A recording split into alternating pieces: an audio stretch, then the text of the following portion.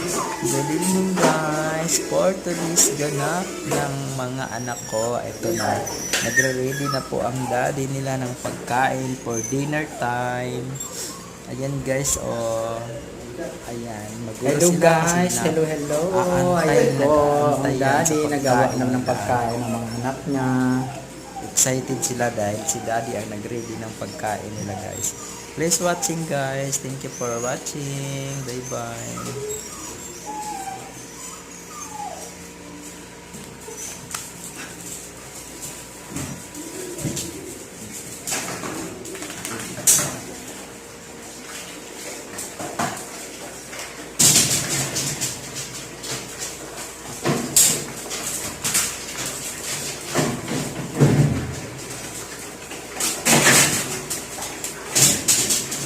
Prada.